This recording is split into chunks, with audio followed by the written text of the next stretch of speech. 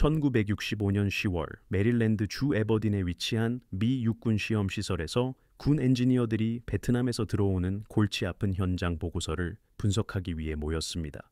미군 병사들은 새로 지급된 M16 소총에서 치명적인 오작동을 겪고 있었습니다.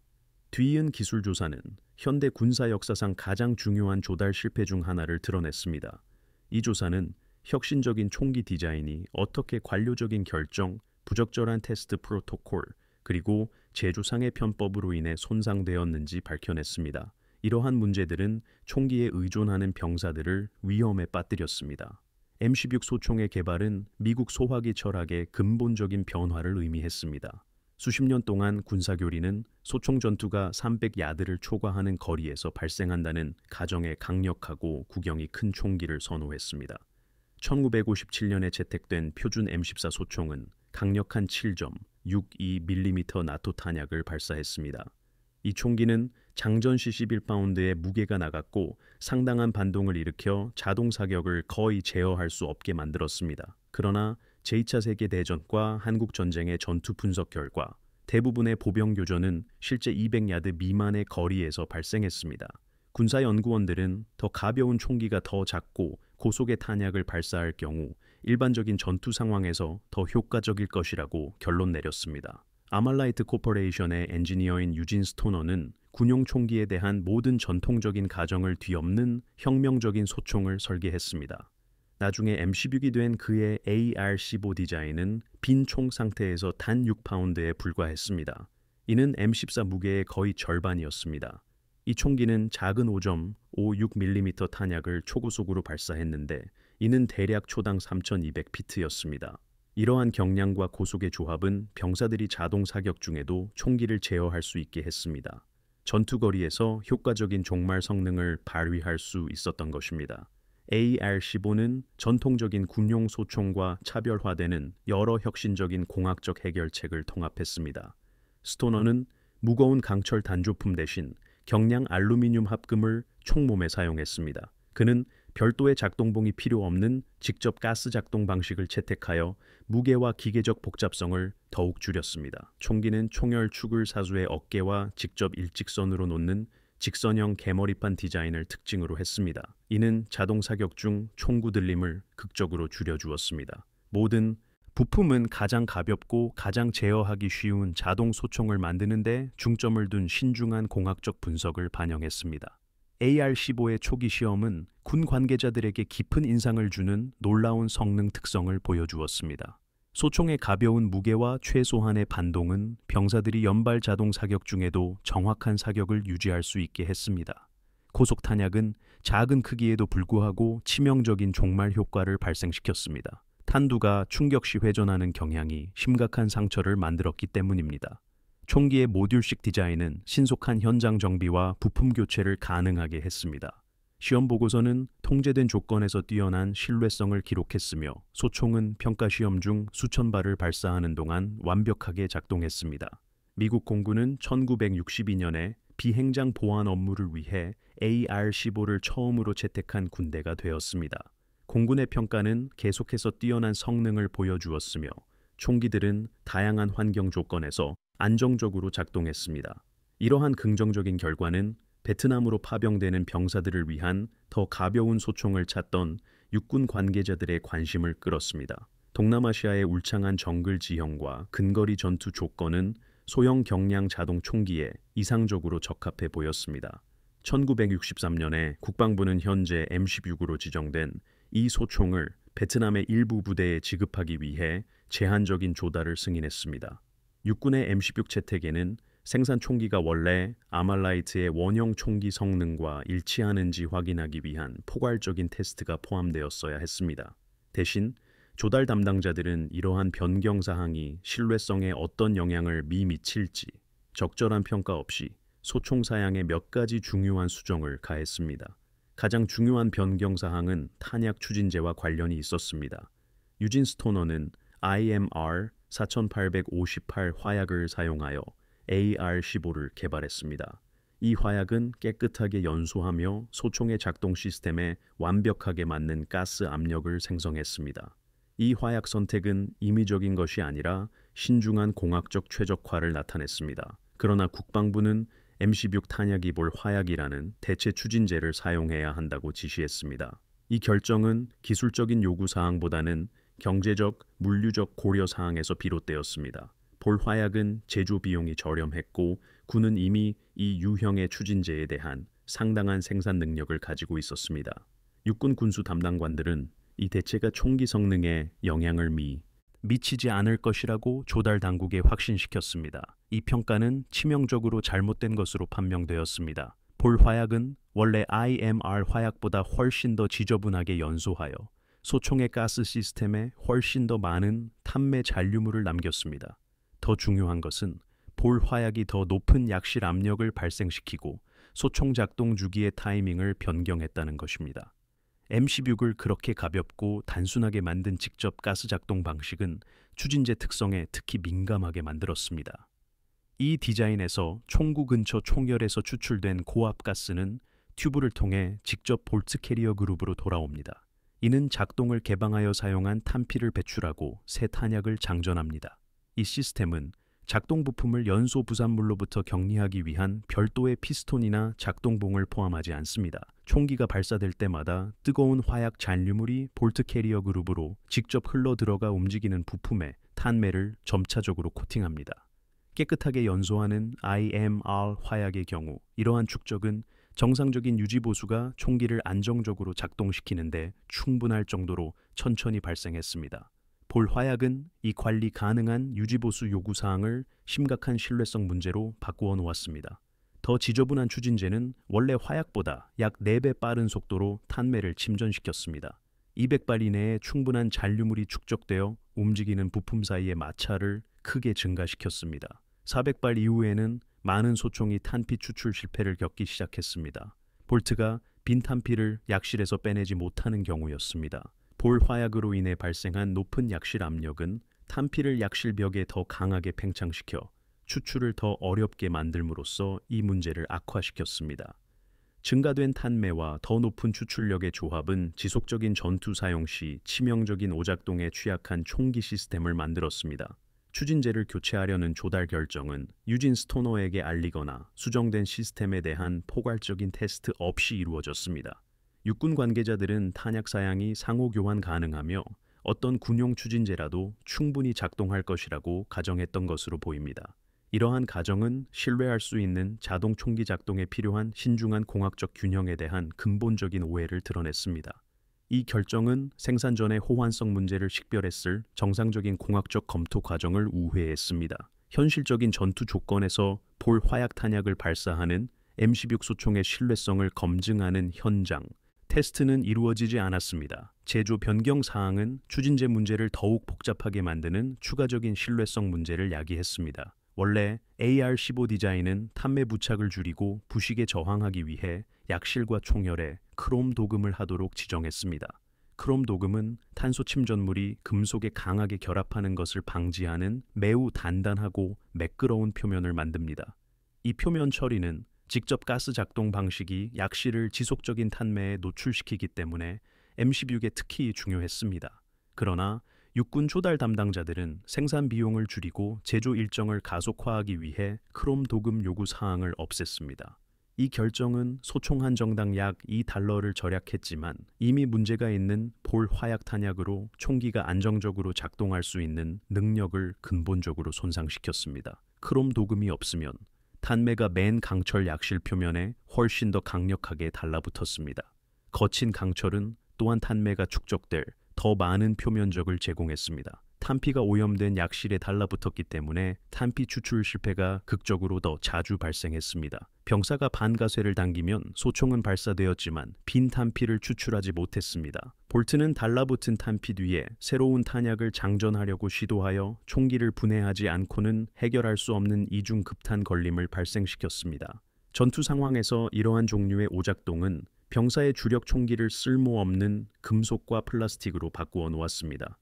조달 과정은 또한 새 소총을 받은 병사들에게 적절한 훈련 자료와 정비 장비를 제공하는 데 실패했습니다.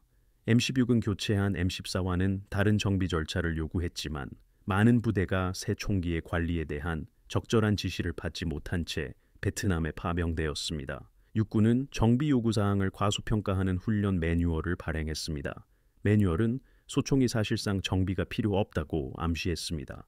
일부 홍보 자료는 심지어 총기가 스스로 세척된다고 주장했는데, 이는 소총이 발사하는 탄매가 많이 발생하는 폴 화약 탄약과는 완전히 상반되는 특성이었습니다. 이 잘못된 정보는 현장의 병사들이 신뢰성을 유지하기 위해 총기가 지속적이고 꼼꼼한 청소를 필요로 한다는 것을 발견했을 때 치명적인 결과를 낳았습니다. 병사들에게 제공된 청소 장비는 전투 조건에서 M16을 정비하기에 부적절하다는 것이 입증되었습니다. 표준 청소 키트에는 볼트 캐리어 그룹과 약실에서 탄소 축적물을 제거하기 위한 적절한 도구가 없었습니다. 병사들은 소총의 고유한 가스 시스템을 위해 특별히 설계된 작은 브러쉬와 청소 도구가 필요했지만, 이러한 품목은 초기 지급품에 포함되지 않았습니다. 많은 부대는 칫솔, 파이프 클리너, 철사 조각 등 찾을 수 있는 모든 재료를 사용하여 임시 방편으로 청소 도구를 만들어 총기를 정비했습니다. 적절한 청소 장비와 보급품의 부족은 조달 시스템이 서둘러 전투에 투입한 총기를 지원하는데 얼마나 철저히 실패했는지를 보여주었습니다. 1966년 초까지 베트남에서 전투 조건에서 M16 소총의 체계적인 고장을 문서화하는 충격적인 보고서가 들어오기 시작했습니다. 보병 부대는 총기가 총격전 중에 몇 발을 발사한 후 고장나서 병사들이 중요한 순간에 무방비 상태로 남겨졌다고 보고했습니다. 일부 부대의 고장률은 20%를 초과했습니다. 이는 교전 중 5정 중 1정의 소총이 오작동을 일으킬 수 있다는 것을 의미합니다. 이러한 고장은 총기가 100발에서 200발가량을 발사한 후에 가장 자주 발생했습니다. 이 시점에서는 볼 화약으로 인한 탄매가 신뢰할 수 있는 작동을 방해할 정도로 축적되었습니다. 이 타이밍은 병사들이 화력이 가장 절실히 필요할 때, 즉 지속적인 교전 중에 총기가 고장나는 경우가 많았기 때문에 특히 위험한 상황을 만들었습니다. 베트남 주둔 해병대 병기 담당자들이 실시한 야전 시험은 신뢰성 문제에 대한 상세한 기록을 제공했습니다. 시험자들은 기존 IMR 화약 탄약과 표준 구형 화약 탄약을 모두 사용하여 M16 소총을 발사했습니다. IMR 화약을 사용하는 소총은 최소한의 청소만으로 수천 발을 발사하는 동안 안정적으로 작동했습니다. 반면 구형 화약 탄약을 사용하는 동일한 소총은 200발 미만에서 오작동이 발생하기 시작했습니다. 철저한 청소 없이는 400발 후에 거의 작동 불능 상태가 되었습니다. 이 시험들은 전투병사들이 보고했던 내용을 과학적으로 입증했습니다. 즉, 탄약 추진제가 야전 조건에서 무기 시스템과 근본적으로 호환되지 않았습니다. 이러한 기술적 실패로 인한 인명피해는 전후 보고서와 사상자 조사를 통해 비극적으로 드러났습니다. 남베트남 북부의 콘티엔 지역 근처에서 작전을 수행하던 해병대 부대는 여러 사례를 보고했습니다. 그들은 대부분의 소총이 동시에 고장나서 분대원들이 사격을 할 수 없었던 상황을 겪었습니다. 사상자 보고서는 병사들이 교전 중 필사적으로 오작동을 해결하려다가 분해된 소총을 손에 든 채 사망한 경우를 기록했습니다. 복구팀은 소총 총신에 부러진 청소 막대를 발견했습니다. 이는 전투 중 막힌 탄피를 제거하려는 필사적인 시도의 증거였습니다. 이러한 사건들은 병사들이 가장 필요로 할 때 신뢰할 수 있는 화력을 제공하는 무기 시스템의 기본 기능이 완전히 실패했음을 보여주었습니다.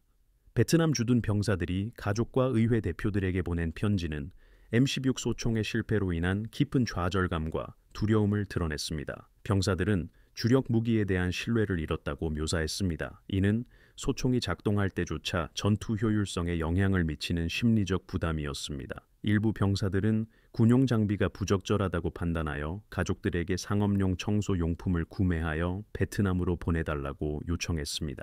다른 병사들은 다른 무기를 요구했습니다. 그들은 신뢰할 수 없는 M16 소총에 의존하기보다는 더 무거운 M14 소총이나 심지어 노획한 적의 AK-47 소총을 휴대하는 것을 선호했습니다. 야전에서 온 이러한 통신문들은 결국 의회 직원들에게 전달되어 커져가는 스캔들에 대한 정치적 관심을 촉발했습니다. 1967년 5월에 시작된 의회 조사는 M16 소총의 신뢰성을 손상시킨 조달 실패를 폭로했습니다. 리처드 이크워드 의원이 이끄는 하원 군사위원회는 광범위한 청문회를 개최했습니다. 이 청문회는 관료적 결정이 유망한 무기 설계를 어떻게 체계적으로 저하시켰는지 밝혀냈습니다. 엔지니어들은 추진제 변경이 제대로 시험된 적이 없다라고 증언했습니다. 제조 기록은 기술 검토 없이 크롬 도금이 제거되었음을 보여주었습니다.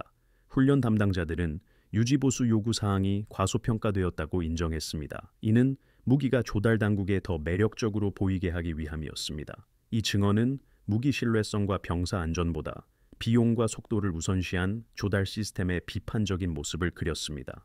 유진 스토너의 위원회 증언은 무엇이 잘못되었는지에 대한 가장 기술적으로 권위 있는 비판을 제공했습니다. 그는 추진제 변경이 원래 설계의 정교한 공학적 균형을 어떻게 훼손했는지 자세히 설명했습니다. 그는 더러운 구형 화약으로 안정적인 작동을 위해 크롬 도금이 필수적이라는 점을 보여주었습니다. 그는 이러한 문제에 대한 자신의 반복된 경고가 조달 담당자들에 의해 무시되었다는 점을 기록했습니다. 스토너의 증언은 M16 소총의 문제가 결함 있는 설계에서 비롯된 것이 아님을 분명히 했습니다. 문제는 적절한 공학적 검토 없이 이루어진 무단 수정으로 인해 발생했습니다. 그의 의회 출석은 실제 무기 설계자가 자신의 작업을 손상시킨 관료들과 대면한 드문 사례를 보여주었습니다. 의회 조사에 대한 군의 대응은 M16 소총의 신뢰성을 회복하기 위한 여러 긴급 수정을 포함했습니다. 가장 중요한 변화는 모든 신규 생산 소총의 약실과 총열의 크롬 도금을 의무화한 것입니다. 개조 프로그램은 가능할 때마다 기존 소총을 유지 보수 시설로 가져와 크롬 도금을 했습니다. 완충기 어셈블리는 구형 화약으로 인해 발생하는 더 높은 압력을 더 잘 수용하도록 재설계되었습니다. 제조 공차는 부품의 더 나은 장착과 기능을 보장하기 위해 강화되었습니다. 이러한 변경 사항들은 고장의 기계적 원인을 해결했습니다. 그러나 구형 화약 추진제 문제는 부분적으로만 해결된 상태였습니다. 병사들이 무기를 적절하게 관리하도록 돕기 위해 베트남 전역에 대규모 훈련 및 유지보수 지원 프로그램이 배치되었습니다. 새로운 기술 매뉴얼은 자동 청소 기능에 대한 오해를 불러일으키는 주장 대신 유지보수 요구 사항에 대한 정확한 정보를 제공했습니다. 놀이소의 뭉치와 약실용 적절한 도구를 갖춘 개선된 청소 키트가 야전 부대에 보급되었습니다. 이동훈련팀은 전투부대로 이동하여 올바른 유지 보수 절차를 시연했습니다. 군은 또한 청소 재료 공급을 늘려 병사들이 브러쉬, 패치, 솔벤트, 윤활유에 충분히 접근할 수 있도록 보장했습니다. 이러한 지원 노력은 도움이 되었지만 무기 시스템과 탄약 사이의 근본적인 비호환성을 완전히 극복할 수는 없었습니다. M16A1이라는 명칭은 의회 조사에 대한 응답으로 개발된 신뢰성 개선 사항을 통합한 소총을 식별했습니다. A1 모델은 크롬 도금된 약실과 총열을 표준 장비로 갖추었습니다. 완충 시스템은 구형 화약 압력을 더 안정적으로 처리하기 위한 수정 사항을 통합했습니다. 놀이소의 뭉치 어셈블리는 응력 지점에서 보강되었습니다. 전진 보조 장치가 추가되어 오염으로 인해 정상적인 탄약 장전이 방해될 경우 병사들이 수동으로 놀이쇠를 닫을 수 있도록 했습니다. 가장 눈에 띄는 점은 M16A1이 총몸에 눈에 띄는 공지사항을 포함했다는 것입니다. 이는 병사들에게 무기를 깨끗하게 유지하고 적절하게 윤활할 것을 지시하는 내용이었습니다. 이 마지막 특징은 소총이 원래 주장된 것보다 더 많은 유지 보수를 필요로 한다는 암묵적인 인정을 나타냈습니다. M16A1의 야전 성능은 원래 모델에 비해 극적인 개선을 보였습니다. 크롬 도금과 개선된 유지 보수가 표준이 되자 오작동률은 허용 가능한 수준으로 떨어졌습니다. 적절한 훈련과 청소 장비를 받은 병사들은 지속적인 전투 사용 중에도 안정적인 작동을 보고했습니다. 재설계된 완충 시스템은 부품 파손의 원인이 되었던 격렬한 작동 사이클을 줄였습니다. 전진 보조 장치는 탄약이 완전히 장전되지 않을 수 있는 먼지 많거나 더러운 환경에서 특히 유용했습니다. 1968년 후반까지 M16A1은 신뢰성 위기를 대부분 극복하고 효과적인 전투 무기로 자리매김했습니다. 이 기술 조사는 군이 무기를 평가하고 조달하는 방식에 대한 더 광범위한 시스템적 문제들을 드러냈습니다. M16 소총의 실패는 조달 담당자들이 획득 과정에서 적절한 공학적 규율을 유지하지 못했음을 보여주었습니다. 사양 변경은 적절한 시험이나 기술 검토 없이 승인되었습니다.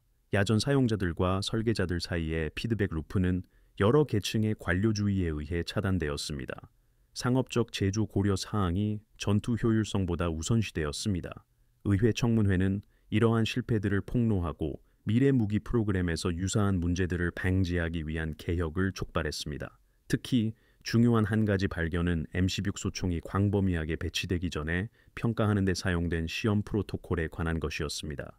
육군 시험은 정확성과 기본 기계적 기능에 크게 초점을 맞추었습니다. 그러나 현실적인 전투 조건에서의 신뢰성은 적절하게 평가하지 않았습니다. 시험 절차는 베트남에서의 실제 전투 사용을 특징 짓는 요소들을 시뮬레이션하지 않았습니다. 즉, 지속적인 발사, 혹독한 환경 조건, 최소한의 유지 보수 등이었습니다. 시험 체제는 무기가 야전에서 작동할지 객관적으로 평가하기보다는 이미 내려진 조달 결정을 입증하도록 설계되었습니다. 시험과 의사결정 사이에 이러한 역전된 관계는 획득 과정의 근본적인 결함을 나타냈습니다. M16 소총과 적의 AK-47 소총 사이의 대조는 신뢰성 위기 분석에서 반복되는 주제가 되었습니다. 소련이 설계한 AK-47 소총은 롱스트로크 가스 피스톤 시스템을 사용했습니다. 이 시스템은 노리수의 뭉치를 연소 가스로부터 분리했습니다. 이 설계는 중요한 움직이는 부품에서 오염을 멀리하여 최소한의 유지 보수만으로도 안정적인 기능을 유지했습니다. AK-47 소총은 진흙, 모래 또는 물로 채워져도 작동할 수 있는 느슨한 공차를 특징으로 했습니다. 약실과 총열의 크롬 도금은 소련제 무기의 표준이었습니다. 이러한 설계 선택은 정확성과 무게 최적화보다 악조건에서의 신뢰성을 우선시했습니다. 이는 M16 소총을 만든 접근 방식과는 근본적으로 다른 공학 철학이었습니다. 미국 엔지니어들은 AK-47 소총이 군용 소총이 전투 신뢰성을 위해 필요로 하는 바로 그런 견고하고 병사 친화적인 설계를 대표한다는 점을 아쉬워했습니다. 소련 무기는 우수한 오염 저항성을 달성하기 위해 피스톤 시스템의 무게 페널티를 받아들였습니다. 느슨한 공차로 제공되는 신뢰성을 위해 일부 정확성을 희생했습니다. 크롬 도금과 같은 보호 기능을 선택적 비용 절감 조치보다는 표준으로 통합했습니다. AK-47 소총의 설계 철학은 소총이 최소한의 유지 보수를 받고 가장 혹독한 조건에서 사용될 것이라고 가정했습니다. 모든 공학적 결정은 이러한 가정을 반영하여 남용될 때도 안정적으로 작동하는 무기를 만들었습니다. 이러한 비교는 특정 기술적 선택을 넘어선 무기 설계 철학의 문화적 차이를 강조했습니다. 소련 엔지니어들은 병사들이 훈련이 부족하고 유지 보수가 최소화되며 전투 조건이 가혹할 것이라고 가정하고 무기를 설계했습니다. 미국 엔지니어들은 병사들이 잘 훈련되고 유지 보수가 안정적으로 수행되며 병참 지원이 훌륭할 것이라고 가정하고 M16 소총을 설계했습니다. 베트남 분쟁은 실제 전투 조건에서 어떤 가정이 더 현실적인지 드러냈습니다. 공학적 교훈은 분명했습니다. 최악의 조건에서의 신뢰성이 이상적인 상황에 대한 최적화보다 우선해야 한다는 것입니다. 베트남의 환경은 평시 시험이 예상했던 것 이상으로 무기 시스템에 스트레스를 주는 특히 도전적인 환경 요인을 제시했습니다. 높은 열, 극심한 습도, 미세먼지에 대한 지속적인 노출의 조합은 기계장치의 극도로 적대적인 환경을 조성했습니다. 온도는 정기적으로 화씨 100도를 초과했으며 습도는 100%에 가까웠습니다. 이러한 조합은 강철 부품의 빠른 부식을 촉진했습니다. 또한 지속적인 습기는 적절한 윤활을 방해했습니다. 건기 동안 베트남의 모든 것을 덮었던 붉은 먼지는 가장 작은 틈새까지 침투했습니다. 이는 움직이는 부품의 마모를 가속화하는 연마성 연마제를 만들었습니다. M16 소총의 직접 가스 작동 방식은 이러한 환경 문제에 특히 취약하다는 것이 입증되었습니다. 노리소의 뭉치의 개방형 설계는 먼지와 습기가 작동부로 들어갈 수 있는 수많은 경로를 제공했습니다. 탄소 오염물이 습도와 결합하여 노리소의 뭉치 통로에 축적되는 끈적한 페이스트를 만들었습니다. 화약 잔류물, 먼지, 습기의 조합은 걸림 현상의 완벽한 조건이었습니다. 병사들은 안정적인 기능을 유지하기 위해 무기를 매일 또는 더 자주 청소해야 한다는 것을 발견했습니다. 이는 기지 캠프에서 떨어진 장기 작전 동안 유지하기 어려운 유지보수 부담이었습니다. 물은 M16 소총의 설계가 충분히 다루지 못했던 또 다른 난제였습니다. 베트남의 보병 병사들은 자주 가을을 건너거나 논을 헤치고 나아가거나 맹렬한 몬순비 속에서 작전했습니다. 탄피 배출구를 통해 소총 안으로 들어간 물은 반가소의 기구가 있는 하부 총몸으로 흘러 들어갔습니다. 소총은 물에 잠긴 후 분해하여 건조하기 전까지는 발사되지 않는 경우가 많았습니다. 반면 AK-47 소총은 총열에서 물이 빠지면 즉시 다시 작동하는 것이 보통이었습니다. 양쪽 무기를 접한 병사들은 이러한 경호성 차이를 분명히 인지했습니다. 탄약 자체도 소총의 신뢰성 문제를 가중시키는 환경적 난관에 직면했습니다. 구형 화약 추진제는 흡습성이 있는 것으로 드러났습니다. 이것은 습한 공기로부터 수분을 흡수한다는 의미입니다. 이러한 수분 흡수는 화약의 연소 특성을 변화시켜 불안정한 약실 압력을 발생시켰습니다. 지속적인 습기에 노출된 탄피는 부식을 일으켜 탄피 추출을 더욱 어렵게 만들 수 있었습니다. 탄약의 환경적 열화와 무기의 환경적 오염이 결합되었습니다. 그 결과 두 구성 요소가 동시에 사양 이하로 작동하는 시스템이 만들어졌습니다.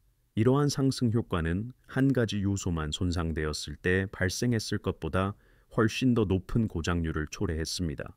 적절한 유지 보수 물품을 공급하는 데 있어서의 보급 문제는 기술적 신뢰성 문제를 악화시켰습니다. 군 보급 시스템은 대량의 표준 품목 제공에 최적화되었습니다. 그러나 외딴 지역의 소규모 전투부대에는 특수 청소 장비와 보급품을 전달하기 어려웠습니다.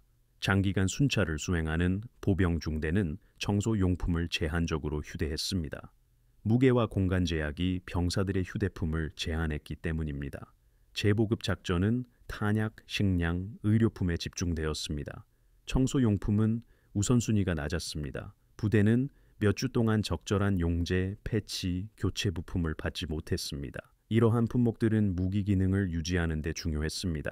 M16 소총이 부과한 유지 보수 부담은 지속적인 기동성이 필요한 작전에서 전술적 불이익을 초래했습니다. 여러 날 동안 이어진 순찰은 병사들에게 수백 발을 발사한 무기를 남겼습니다. 이 무기들은 철저히 청소할 기회가 없었습니다. 축적된 오염은 신뢰성을 저하시켰습니다. 이는 부대가 최대 화력이 필요한 적과의 접촉을 맞닥뜨릴 수 있을 때였습니다. 지휘관들은 어려운 선택에 직면했습니다. 작전을 멈추고 유지보수를 할 것인가, 아니면 신뢰성이 의심스러운 무기로 임무를 계속할 것인가였습니다. 이러한 전술적 딜레마는 불필요하게 유지보수 부담이 큰 무기 시스템을 만든 공학 및 조달 결정의 직접적인 결과였습니다. 1970년까지 개선된 소총과 더 나은 훈련, 충분한 지원 장비가 M16 소총의 신뢰성 위기를 대부분 해결했습니다. 베트남에 배치된 병사들은 M16 소총의 유지 보수와 전투 운용에 특별히 중점을 둔 몇 주간의 훈련을 받았습니다. 청소 용품은 야전 부대에 충분한 양으로 도달했습니다. M16A1 변형은 신뢰할 수 있는 작동에 필요한 공학적 수정 사항을 통합했습니다. 고장률은 다른 군용 소총과 비슷한 수준으로 떨어졌습니다. 그 무기는 마침내 유진 스토너가 원래 설계했던 대로 작동했습니다. 관료적 타협이 되돌려지자 기본 개념의 건전함이 입증되었습니다. M16 소총에 문제 많았던 도입은 미국 소화기 교리 및 조달 관행에 지속적인 영향을 미쳤습니다. 이 스캔들은 무기 배치 전 더욱 엄격한 테스트를 요구하는 개혁을 촉발했습니다. 공학검토위원회는 신뢰성을 손상할 수 있는 사양 변경을 거부할 더 큰 권한을 얻었습니다. 조달 담당자들은 비용 고려 사항이 전투 효율성 요구 사항을 무시하는 것을 방지하기 위해 강화된 감독에 직면했습니다. 군은 문제에 대한 야전 보고서가 공학자 및 의사 결정자에게 신속하게 도달하도록 공식적인 피드백 메커니즘을 구축했습니다. 이러한 개혁은 무기에 문제 많았던 초기 배치 기간 동안 병사들의 생명으로 치른 값비싼 교훈을 반영했습니다. 이 조사는 무기 획득 과정에서 제도적 압력이 건전한 공학적 판단을 어떻게 압도할 수 있는지 또한 밝혀냈습니다. 육군은 베트남으로의 병력 배치가 가속화됨에 따라 더 가벼운 소총을 신속하게 배치해야 하는 강한 압력에 직면했습니다. 조달 담당자들은 비용을 절감하고 생산 일정을 단축하도록 지시받았습니다. 시험 당국은 객관적으로 능력을 평가하기보다 결정을 승인하도록 독려되었습니다. 생산 목표를 달성하기 위해 제조 과정에서 편법이 승인되기도 했습니다. 각 개별 결정은 단독으로 볼 때 합리적으로 보였습니다. 하지만 이러한 결정의 누적 효과는 무기 신뢰성을 체계적으로 저하시켰습니다. M16 소총 사례 연구는 조직적 압력이 기술적 무결성을 어떻게 손상할 수 있는지에 대한 경고적인 이야기가 되었습니다. 당시의 기술 문서는 잠재적 문제에 대한 경고가 일관되게 무시되었음을 밝힙니다. 조달 프로그램에 전념하는 관리들이 이를 경시했습니다. 유진 스토너는 추진제를 변경하면 포괄적인 테스트가 필요할 것이라고 명시적으로 경고했습니다. 제조공학자들은 크롬 도금을 없애면 신뢰성이 저하될 것이라고 경고했습니다. 야전 테스트 보고서는 광범위한 배포 이전에 우려스러운 고장률을 기록했습니다. 이러한 경고들은 공식 기록에 존재했습니다. 그러나 이 경고들은 프로그램의 중단이나 지연을 막지 못했습니다. M16 소총 조달 뒤에 숨겨진 관료적 추진력은 무기가 요구되는 대로 작동할지에 대한 기술적 우려보다 강했습니다. 이 스캔들의 인간적 측면은 의회에서의 병사 증언과 언론 매체가 발행한 서신을 통해 가장 강력하게 드러났습니다. 군인들은 고장난 무기로 적의 공격에 직면하는 공포를 묘사했습니다. 그들은 고장을 해결하려 필사적으로 노력하는 동안 동료 병사들이 쓰러지는 것을 지켜본 이야기를 들려주었습니다. 그들은 당국이 소총이 안정적으로 작동할 것이라고 확신시키면서도 결함 있는 장비를 지급한 것에 분노를 표했습니다. 이러한 개인적인 증언들은 기술적 실패를 깊은 신뢰 배반으로 만들었습니다. 군 기관과 전투에 파견된 병사들 사이의 신뢰가 깨졌습니다. 이 증언의 정서적 영향은 M16 소총의 문제를 결국 해결한 개혁을 강제하는 데 결정적인 역할을 했습니다. M16A1과 후속 변형들의 성공은 유진 스토너의 원래 설계 개념을 입증했습니다. 적절한 공학적 규율이 프로그램에 회복된 이후였습니다. 경량 고속 소총은 대부분의 보병 교전의 특징인 근거리 전투 조건에 이상적으로 적합한 것으로 입증되었습니다. 병사들은 긴 순찰 중 무기의 가벼운 무게에 감사했습니다. 최소한의 반동은 명중률을 높이는 정확한 자동 사격을 가능하게 했습니다. 모듈식 설계는 적절한 훈련과 도구를 사용할 수 있게 되자 유지 보수를 간소화했습니다. 신뢰성 위기에서 벗어난 그 소총은 역사상 가장 오래 복무하고 가장 성공적인 군용 화기 중 하나가 되었습니다. M16 계열 소총은 결국 50년 이상 미군에서 복무했습니다. 이는 이전의 어떤 군용 소총보다 훨씬 긴 기간입니다. 기본, 설계는 놀랍도록 적응성이 뛰어나 광범위한 재설계 없이 수많은 개선과 수정을 수용했습니다. 1980년대에 도입된 M16A2 변형은 정확성과 내구성을 향상시켰습니다. M4카빈은 차량 승무원과 특수작전 요원을 위해 무기를 단축했습니다. 동시에 핵심 작동 시스템은 유지했습니다.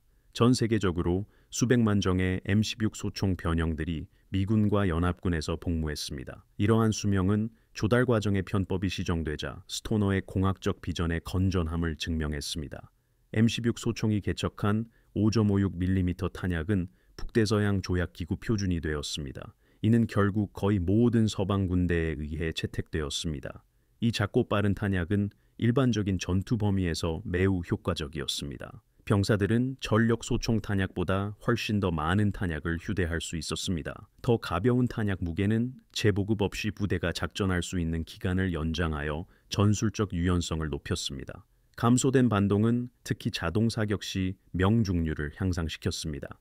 이러한 장점들은 경량 소총 시스템 개발을 원래 동기부여했던 기술적 분석의 정당성을 입증했습니다. M16 소총이 조달 실패해서 성공적인 무기 시스템으로 변모한 것은 군사공학과 제도적 학습에 대한 중요한 교훈을 제공합니다. 설계의 기술적 우수성은 조달 및 지원 시스템이 공학적 무결성을 유지하지 못하면 의미가 거의 없습니다.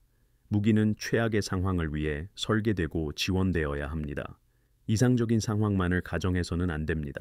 야전 사용자로부터의 피드백은 관료적 역과 없이 의사결정자에게 도달해야 합니다.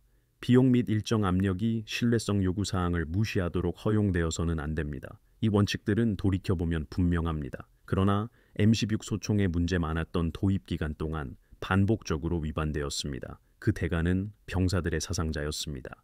이 이야기는 또한 제도적 문화가 기술적 결과에 어떻게 영향을 미치는지 보여줍니다. AK-47 소총을 탄생시킨 소련의 설계 철학은 최소한의 유지보수와 혹독한 조건을 가정했습니다. 그 덕분에 매우 신뢰할 수 있는 무기가 만들어졌습니다. 미국의 접근 방식은 잘 훈련된 병사와 훌륭한 보급 체계를 가정했습니다.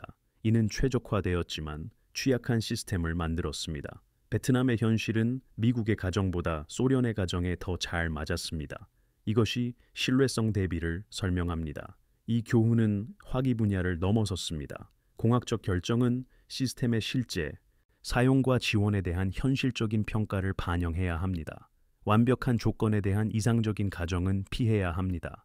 M16 소총 논란을 분석하는 역사학자들은 그 실패가 공학적 결함 때문인지 조달 관리 부실 때문인지 논쟁해 왔습니다. 증거는 유진 스토너의 원래 설계가 건전했음을 분명히 보여줍니다. 사양에 따라 제조되고 적절한 탄약과 유지 보수 지원을 받았을 때 그랬습니다. 신뢰성 문제는 충분한 테스트나 공학적 검토 없이 설계를 손상시킨 관료적 결정에서 비롯되었습니다.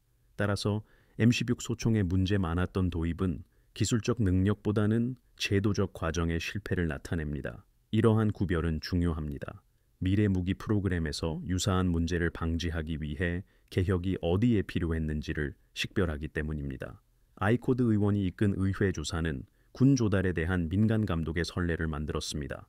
이 선례는 무기 획득 정책을 계속 형성합니다. 청문회는 의회가 군의 저항에도 불구하고 기술적 실패를 효과적으로 조사하고 시정 조치를 강제할 수 있음을 입증했습니다.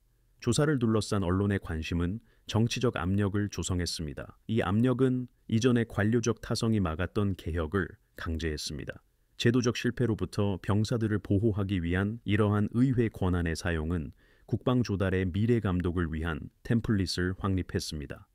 따라서 M16 소총 청문회는 그 동기가 된 특정 무기 시스템을 훨씬 뛰어넘는 영향을 미쳤습니다.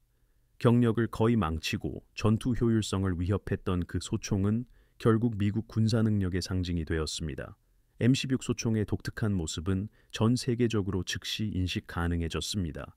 이 무기는 60년 동안 미국 군사작전을 기록한 수많은 사진에 등장했습니다. 이 소총의 긴 복무는 유진 스토너가 통념에 맞서 옹호했던 혁신적인 설계 개념을 입증했습니다. 실패에서 성공으로의 변모는 심하게 손상된 프로그램도 공학적 규율과 충분한 자원, 문제 해결에 대한 제도적 노력으로 구제될 수 있었습니다. M16 소총에 문제 많았던 도입 유사는 현대 무기 획득에도 여전히 관련이 있습니다.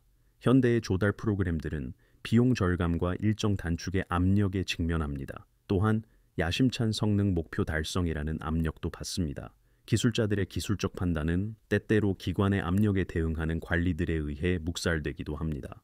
시험 절차는 객관적인 평가 대신 단순한 유효성 확인 과정으로 변질될 위험이 있습니다. M16 소총 경험에서 얻은 구체적인 교훈은 끊임없이 강조되어야 합니다. 원래 문제를 야기했던 관료주의적 역학이 국방기관에 여전히 존재하기 때문입니다. 새로운 세대의 조달 담당자들은 이를 이해해야만 합니다. 겉보기에 합리적인 개별 결정들이 무기의 신뢰성과 효율성을 누적적으로 저하시킬 수 있다는 점입니다. M16 소총의 신뢰성 위기 동안 베트남에서 복무했던 병사들은 전투에서 결함 있는 장비에 의존했던 경험을 결코 잊지 못했습니다. 많은 참전 용사들은 복무를 마친 지 수십 년이 지난 후에도 이 무기에 대해 강한 감정을 유지했습니다. 그들의 의견은 실패에 책임 있는 자들에 대한 쓰디쓴 분노부터 다양했습니다. 소총을 신뢰성 있게 만든 최종적인 개선에 대한 감사에 이르기까지 말입니다. 이러한 다양한 반응은 주력 무기에 대한 병사들의 개인적인 관계를 반영했습니다. 소총은 전투에서 병사들에게 생존과 개인의 효율성을 의미합니다. 또한 기관의 지원을 상징하기도 합니다. 그 소총이 고장나면 기술적 분석을 초월하는 깊은 배신감을 안겨줍니다. M16 소총의 초기 실패는 어떤 공학적 평가로도 완전히 담아낼 수 없는 감정적 무게를 지녔습니다. M16 소총의 이야기는 궁극적으로 군사 시스템 기술 혁신의 약속과 위험을 모두 보여줍니다. 유진 스토너의 혁신적인 설계는 무게, 제어력, 그리고 효율성 면에서 진정한 이점을 제공했습니다. 공학적 개념은 건전했고 성능 잠재력은 실제였습니다. 이 시스템은 기술이 결함이 있었기 때문에 실패한 것이 아니었습니다. 기관의 절차가 설계와 지원 구조를 손상시켰기 때문이었습니다. 적절한 공학적 규율, 충분한 시험, 그리고 적합한 정비 지원을 통해 M16 소총은 설계자가 구상했던 성능을 달성했습니다. 이 무기의 최종적인 성공은 원래의 개념을 입증했습니다. 그러나 문제 많았던 도입은 기관의 실패가 최고의 공학적 노력조차 얼마나 쉽게 훼손할 수 있는지를 보여주었습니다. 습한 베트남 공기를 가르며 초당 3,000피트의 속도로 회전하던 소형 5.56mm 탄약은 단순한 기술적 사양 그 이상이 되었습니다. 이는 한 설계 철학을 상징했습니다. 그것은 전통보다 과학적 분석을 우선시했습니다. 순수한 힘보다 제어력과 명중률을 중시했습니다. 최적화를 추구하며 복잡성을 수용했습니다. 조달상의 편의가 신중하게 균형 잡힌 설계를 훼손했을 때 이 상징적인 탄약은 무너진 기관 절차와 배신당한 신뢰를 나타냈습니다. 공학적 규율이 회복되고 소총이 마침내 안정적으로 작동했을 때 바로 그 탄약은 무기 설계의 과학적 접근 방식을 정당화했습니다. 기술적 사양은 변함없이 유지되었습니다. 그러나 기관적 맥락이 그 설계의 성공 여부를 결정했습니다. M16 소총의 실패에서 성공까지의 긴 여정은 궁극적으로 다음을 증명했습니다. 건전한 공학은 건전한 기관의 지원을 받아야만 합니다. 그래야 의존하는 사람들에게 봉사하는 잠재력을 달성할 수 있습니다.